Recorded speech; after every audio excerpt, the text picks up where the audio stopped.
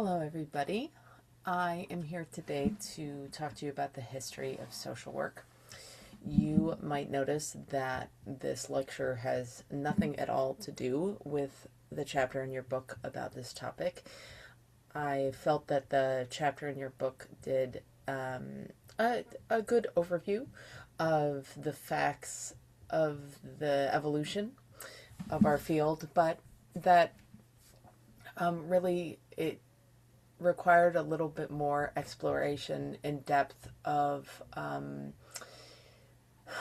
the through line between what has not gone well and is not necessarily something to be proud of and where we are now. So that's the point of today's lecture, and we'll see how it goes. Okay, so why should we do this? Why does this matter to do? First of all, historical context matters. If we don't know where we've been, we absolutely cannot understand where we are now or where the future is taking us. But it also helps explain why so many people see social work in a negative light.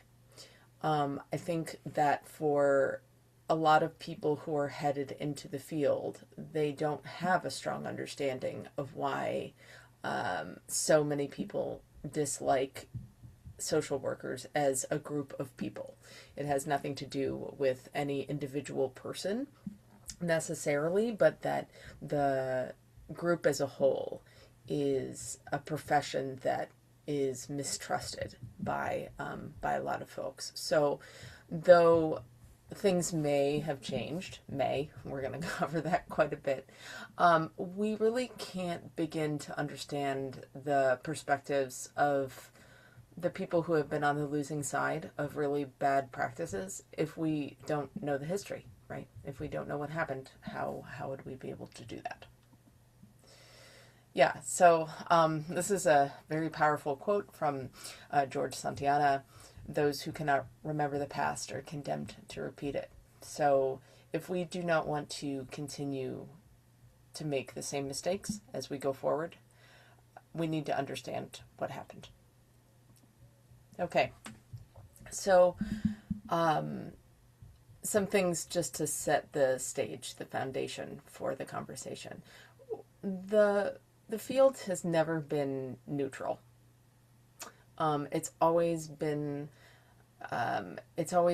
inside of a context, right? So in chapter 1, you learned about Bronfenbrenner's framework for the ecological systems, and social work is part of those systems, and it cannot operate independently of the systems around it. We as a field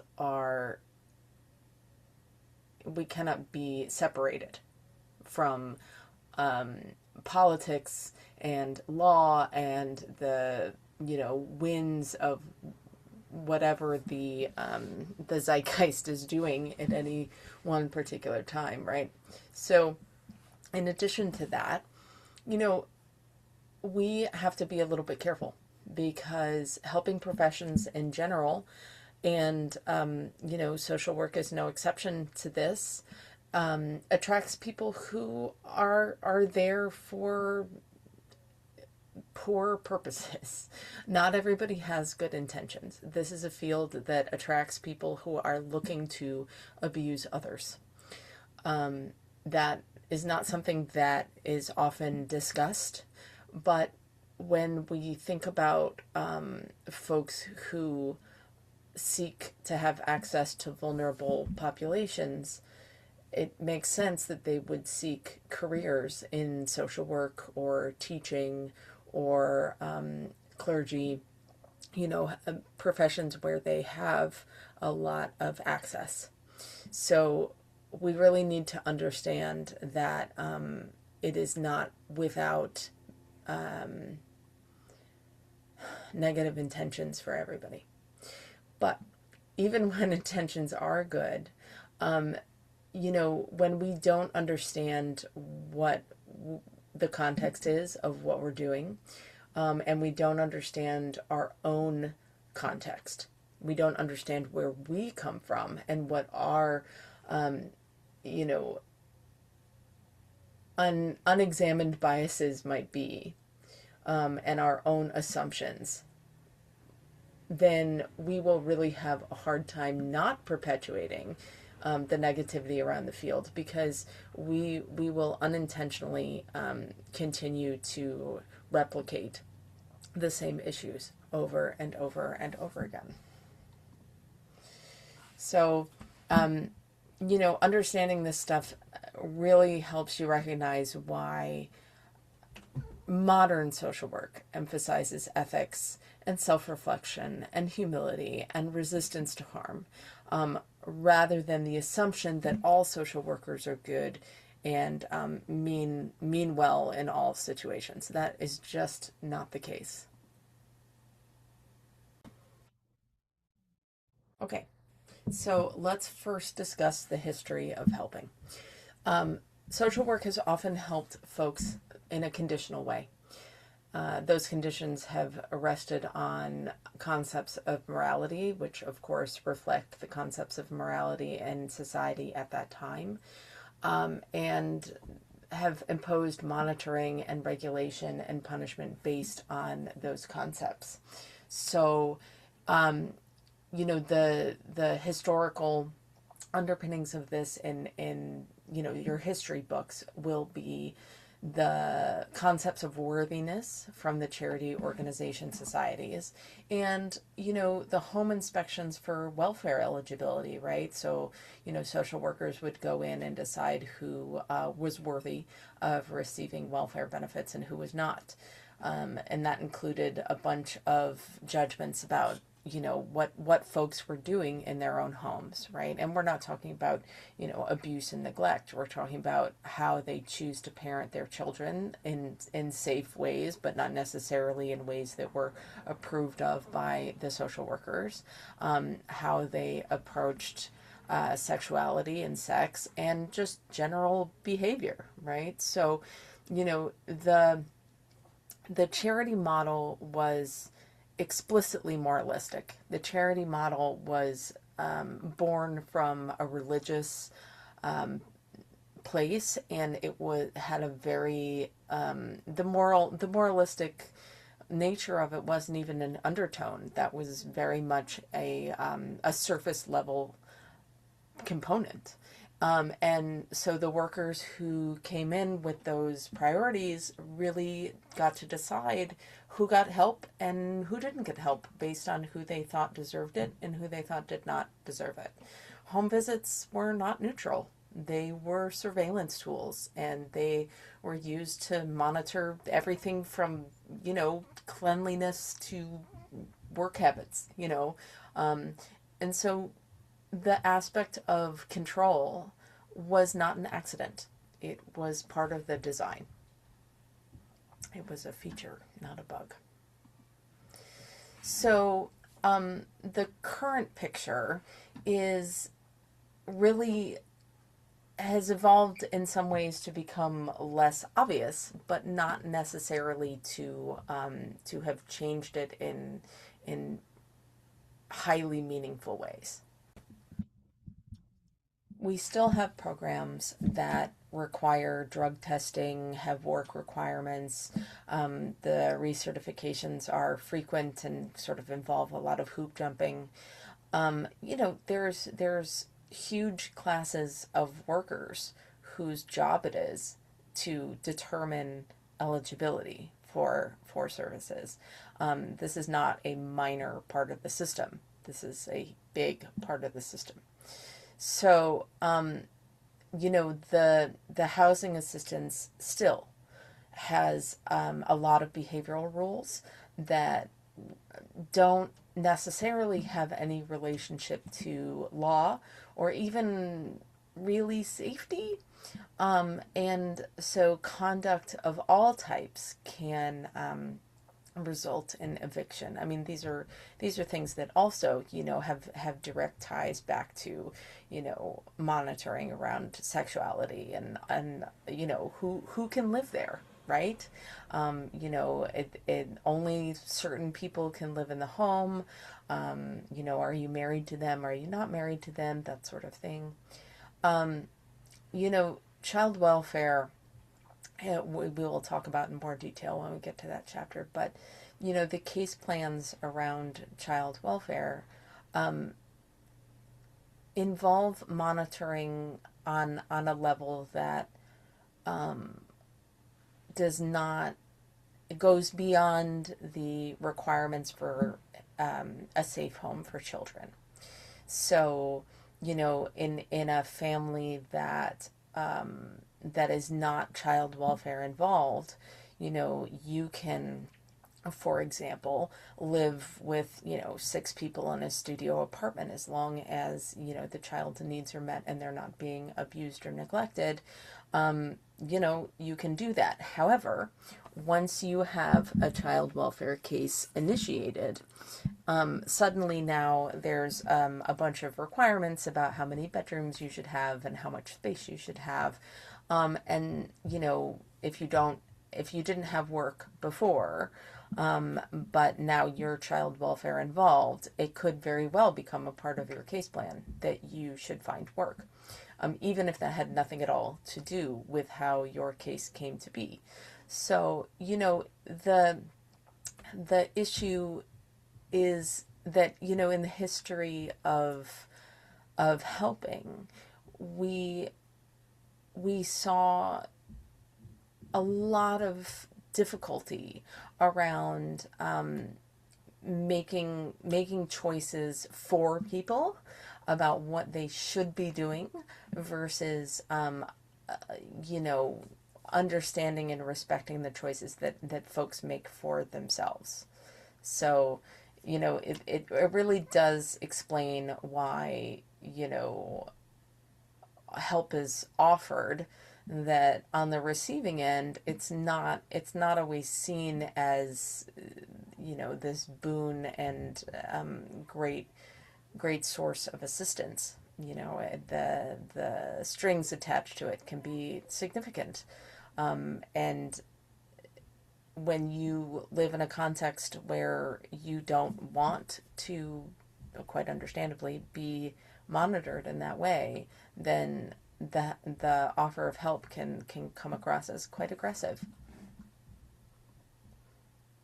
Okay, so in child protection, the history of this, child protection, modern child protection goes back, 150 years, and the efforts to protect children have really leaned very heavily toward removing them from families, rather than supporting those families. So the concept was basically that children needed to be rescued from poor families or immigrant families, and that, poverty and overcrowding and cultural difference were evidence of a failure of parenting, not that they were differences that didn't necessarily have anything at all to do with, whether a child was being abused or neglected. And, the point here is that family separation was treated as a solution. It was not a last resort. Only relatively speaking, recently in the history of social work has removal of children been seen as something that we do only when we have to. It was really seen as a rescue operation, right? So this one is particularly difficult because, the current practice of child protection is actually quite different. However, I don't think that the field has done a great job of making that understood, right? And part of the problem is that, of course, these historical underpinnings are not completely gone. There are plenty of child protective services that moralize in a way that they either acknowledge or don't acknowledge. But even in agencies that explicitly prioritize keeping families together and offering families support, you know, it can feel very coercive, and the inequitable nature of who is removed and how they find their ways back to their families, if they even do, is a lasting issue. If you look at this lower left box here, the immigration enforcement box, this is something that is in very recent history. This is not, I mean, this is less than, what, 5 years ago? These are not issues that are somehow in the distant past, right?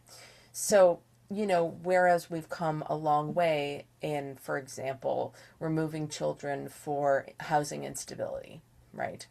In some places it is explicit that you cannot do that, right? Including the Bay Area, you cannot do that, right?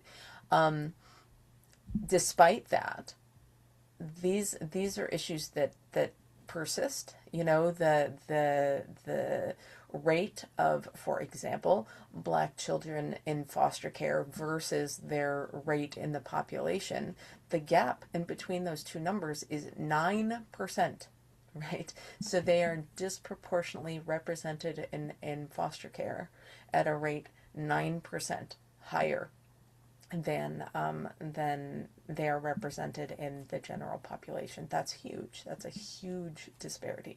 So it is not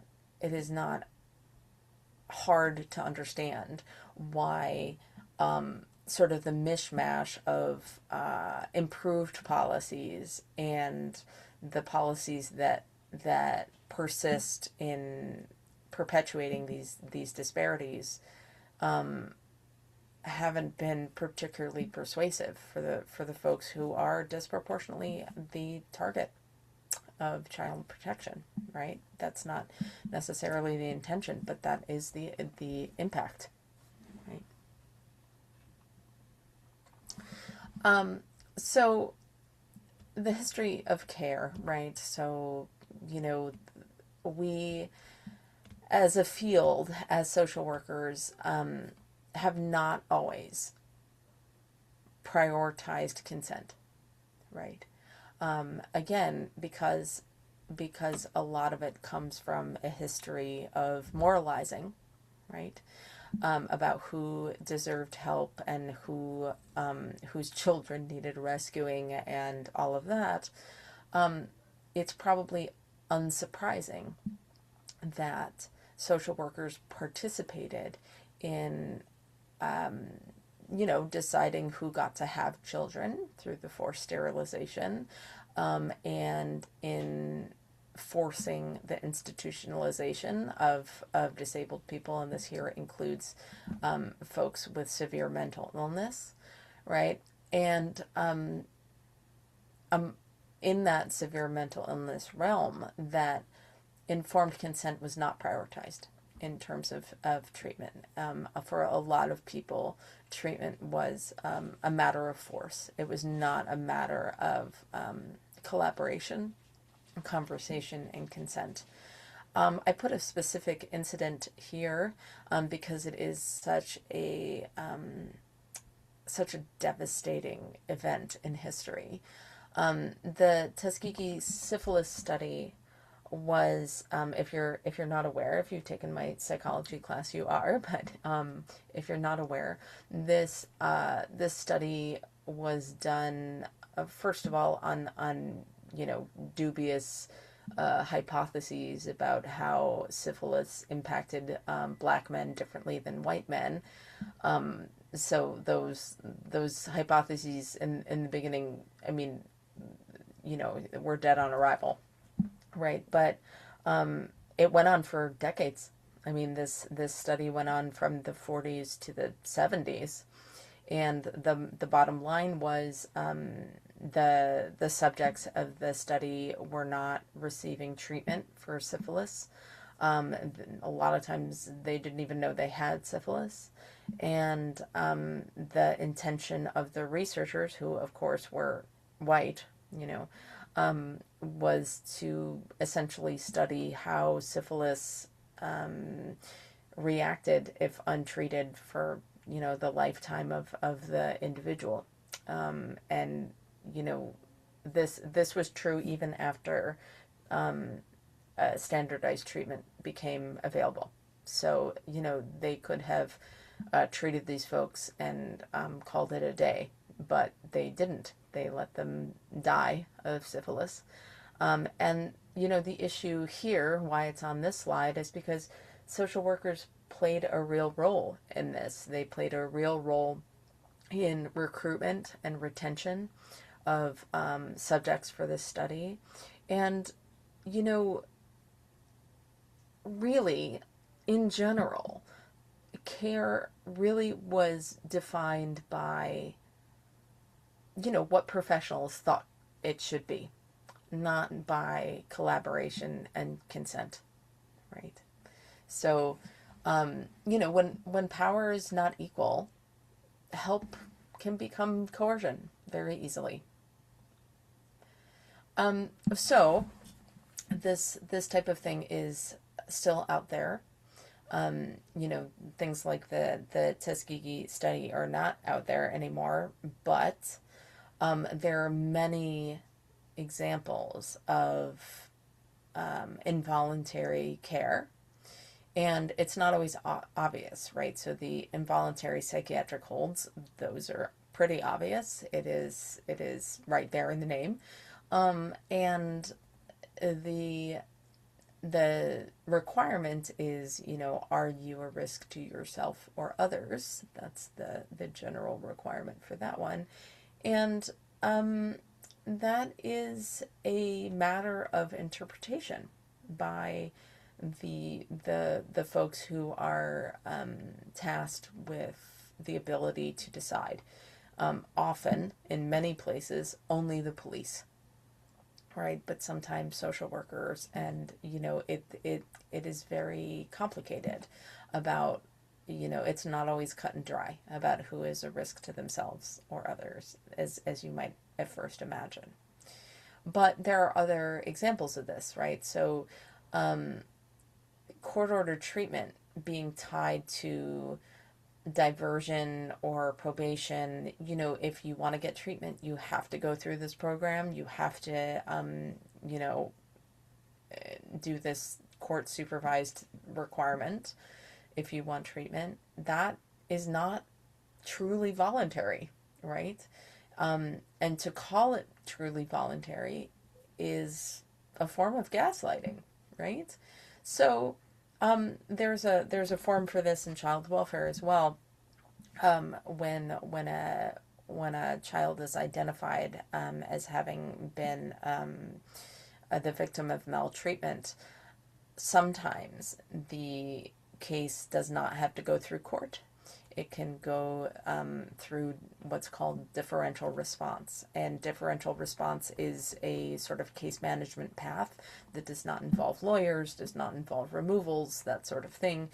However, voluntary services are not voluntary.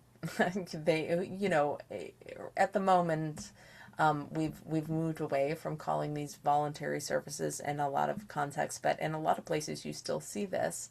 They're leaning mostly into the term differential response as opposed to, default response or whatever.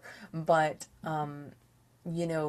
when the request is that you participate in these services, and the consequence to not participating in the services is that that court is initiated. Again, I don't think that we can interpret that as voluntary, right? So we have to be very careful when we talk about what consent is, and even now, research participation in marginalized communities, we got to be very careful about that, right? Because power dynamics can really impact true consent, right? This is especially true for prisoners, but thinking a little bit back to the Tuskegee study, these were men who had at best an elementary school education, and even if they had been told the true intention of the study, you have to question whether there is enough baseline understanding of the presentation of what is going to happen for folks to really truly understand enough to genuinely consent. You know, it's a really thorny issue. Okay, so advocacy. You know, in social work, we really have a history of systems level advocacy, but when you think about current social work, I don't think that the emphasis is on advocacy. I think that the emphasis is very heavily upon direct practice with individuals or families, but basically with clients, right? Instead of systems level work, macro level work, right? So why is that, right? So Jane Addams, who is often considered to be, you know, the mother of social work, opposed World War One, and because she opposed World War One, she was labeled as unpatriotic, and it really limited her continued influence in society. And there were real consequences for the folks that she was advocating for, that she was verbal about her disapproval of World War One. Likewise, you know, in the 50s, during the Red Scare, social workers who, you know, were part of the labor movement, for example, really were heavily surveilled, silenced, fired, all sorts of things to get them kind of out of the way. And, you know, the suppression of organizing by powers had a really chilling effect on advocacy as a whole. And so when we look at the current state of advocacy in social work, you will notice that most social workers don't work in advocacy. They don't. You know, there's like a social worker in Congress, you know, and that's like the ultimate advocacy role. But in general, you know, you don't see a lot of social workers in public health roles, for example, you know, and most folks keep themselves limited to thinking about social work as a direct practice. And I think that does the field a disservice. Both because, of course, that limits how much advocacy can get done, but also because sometimes people enter the field and realize, hey, I don't like doing direct service, and then leave it, not really thinking through the other ways that they can benefit the folks who are being served that do not involve direct service work. So, you know, this is still a reality in a lot of ways, right? So I often tell people when we are talking about mandated reporting that mandated reporting is the responsibility of the individual. is not the responsibility of the agency, and it is certainly not the responsibility of your supervisor. And I have I have often said it is incumbent upon you to follow your training and report what is required to be reported. If you feel the need to discuss that with your supervisor, I would do so afterwards, because the number of times that I have either been subject myself or have seen or heard other workers be subject to supervisors prioritizing other things other than the advocacy for the person who was victimized, right, is disturbing. So, better to ask forgiveness than permission, right? And that's just one example of how this could work. You know, being disciplined for, not acquiescing to practices that don't serve the folks that we're supposed to be serving is real.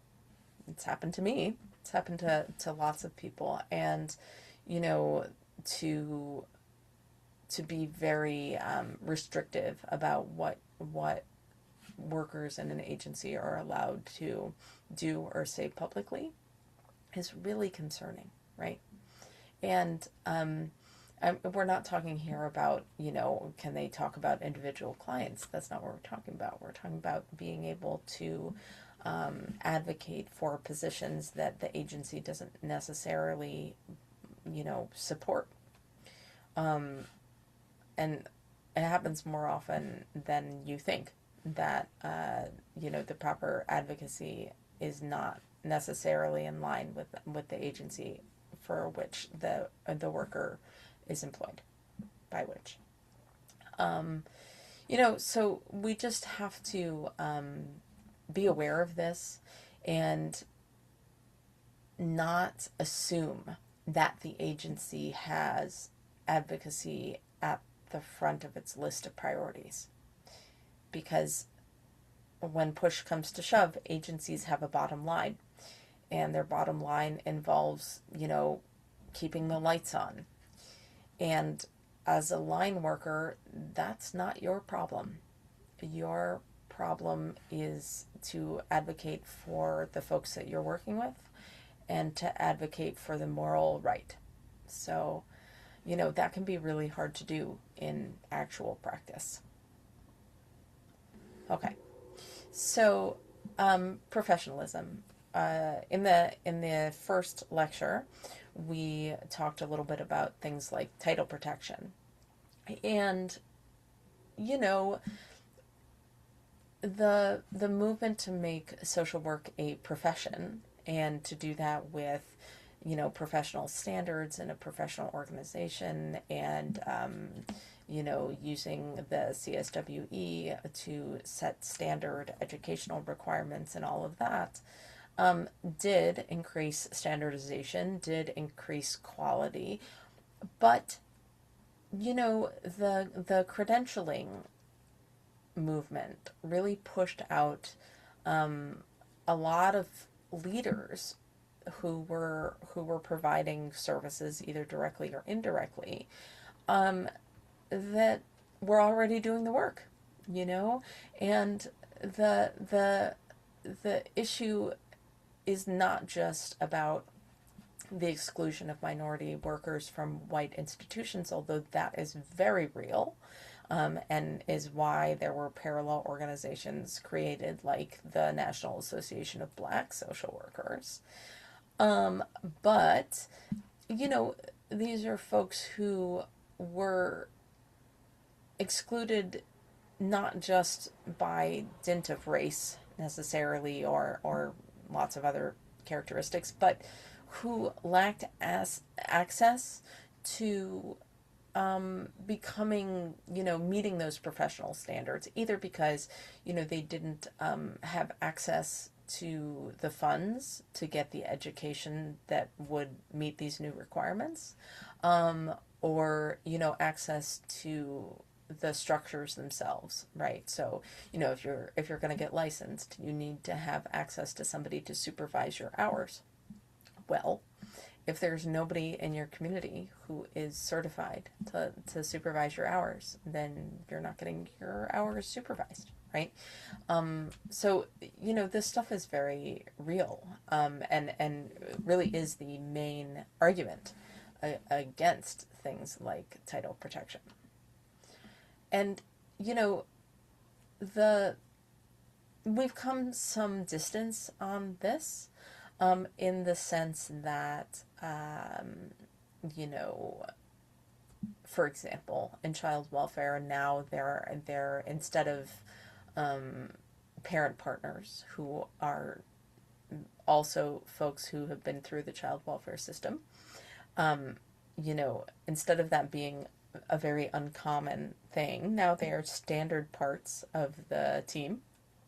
You know, that that has made a big difference in child welfare outcomes for a lot of families. However, right, there is this persistent line between professional and peer roles. And, you know, it's just another version of the same type of gatekeeping, right? And we, when we invite peers in as in these peer roles that are separated from, the professional roles of the social worker and the lawyer and the therapist and all of this, by having educational requirements, licensing requirements, whatever it happens to be, that puts a ceiling on how involved these people can become, right? So, if you're a peer and, the next step up is the supervisory role, and you need, a master's degree and you only have a high school diploma, that's a real barrier that is baked in. That is a structural barrier. And, likewise, right? When we talk about field placement, right? So field placement is part of every level of social work education except for the doctoral level. And, field placement has traditionally been quite limited in its flexibility, So for students who are not traditional students, they're not, fresh out of college and they're single, no job, that sort of thing. But they have caregiving responsibilities, they're parents, they have jobs, they have disabilities that make it difficult to do the traditional in-person, often on your feet and moving around a lot type of field placement. Now we have real barriers, right, to reaching a true diversity in social work that is reflective of the folks whom we serve. So, the underrepresentation of it's not just at the leadership role, and in the lower right hand square we're talking about leadership, but it's not just there, right? There is a marked underrepresentation of lots of groups that are overrepresented in the groups of folks that we serve, right? And every time you see that type of disparity, it's telling you something about the structure. Okay. So, we have a history of social reforms in this country that were backed with nothing but good intentions. But when it came to implementation, they backfired. So one of the last things that President Kennedy did before he was assassinated was to implement deinstitutionalization. And, the intention behind that was to have a strong network of community services to support folks who were no longer being cared for in the institutions. But after he died, the implementation of those community-based services it didn't materialize. And that is not an isolated incident, right? So, there are example after example of, reforms with strong intentions for improvement for the circumstances of the people that were targeted by those reforms. But, when it came down to it, they were actually harmful, right? So, the funding didn't match the need, or, access, for example, access to welfare resulted in layers and layers of surveillance, right? So, here's some money to help you stay afloat, but also we're going to watch you closely about what you do with it. And if you don't do what we want, then you're not going to have it anymore, right? And, having all these requirements for case management, for example, in child welfare, you have a case plan if you're a parent, and you have all these things that you have to go do, but often the resource available to you isn't feasible. If you have to go and do a parenting class, and the only parenting class that is offered is in the middle of the day on a Tuesday, and you have a job, the resource doesn't match the requirement of the case management, right? So, it reaches really every corner of social work. I can't do this deck without talking about the feminization of social work, right? So, when you look around the field, the women outnumber men at a rate of 9-1, and it keeps wages low, right? It's kind of a perpetuating cycle, where men will not enter a field where wages are persistently low, and so they do not rise because there's nobody to push them up. And so there's sort of a perpetual lack of available social workers, right? So we're missing the number that we need.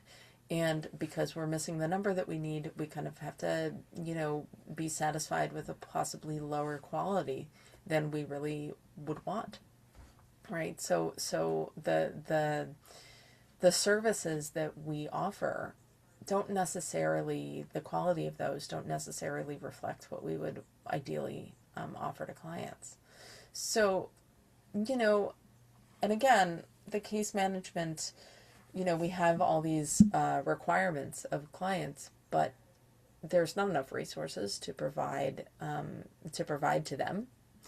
And when we implement policy without study of how that actually impacts people in their lives, or with enough weight to how we know that it does, we are creating harm in individuals and families, and it's very tightly related to how, we strongly believe in evidence-based practices, but that evidence base is built on a specific set of folks, right? It came from somewhere. Somebody got studied, And very rarely is that population that was studied reflective of the population where the evidence-based practice is now being implemented. So is it truly an evidence-based practice for that population? It isn't, right? So we have to be very careful about, marrying ourselves to the evidence base when we are not examining whether the evidence is relevant to the folks that we're working with. So, is this really the current picture? It's very depressing. Um, so, I do want to say that I'm not saying that social work has failed and hasn't learned its lesson. That's not where I'm going with this. It's that we are seeing the same tensions over and over and over again, because those original disparities just haven't yet been fully addressed. They are deep and they are systemic, and it goes far deeper than just social work. These are societal issues, and so we haven't gotten there yet, but it's a work in progress, right? We can't just throw up our hands and say, all right, we haven't gotten there yet, and I guess we're not going to, so never mind. I'm going to go be a, accountant. It's a work in progress. So, do your part. So how do you do your part, right? Don't gloss over history. Especially for workers with, a mountain of privileges, walking into a field that has a checkered past and not really understanding thoroughly the historical traumas of the folks that you're serving and working with, right? Because look around at your fellow workers. They do not all have, the same background, the same privileges, right? So, you have to understand the context here, and not understanding it really truly is a recipe for harm, right? You cannot claim ignorance as a reason why harm was done. That's not an excuse, right? Context is super important to understand, and it is incumbent upon you to figure out what that context is. So it's not that anybody is assuming that any one worker is trying to hurt people, but we have to understand that when we don't examine our own power and our own place of authority, just by definition of being a social worker in a field setting, we can cause harm, right? Even when we can cause harm. So, it is worth really digging in deep to the details of the history. And so here's some books for you. The social workers and the social work's histories of complicity and resistance is direct content on what we've covered today. And How to Be an Anti-Racist is a relatively new book, but it's really important critical examination of how we need to go forward in the world with a new awareness of our role in it. And I don't just recommend it for folks in a place of privilege. I recommend it for everybody, because we are all walking around with unconscious bias that we don't by definition understand, and it will help you identify some of those, right? Okay, so I appreciate your attention, and if you have any questions or any comments, please feel free to message me on Canvas or come to office hours. Those hours are available to you on Canvas. So thanks so much. Bye-bye.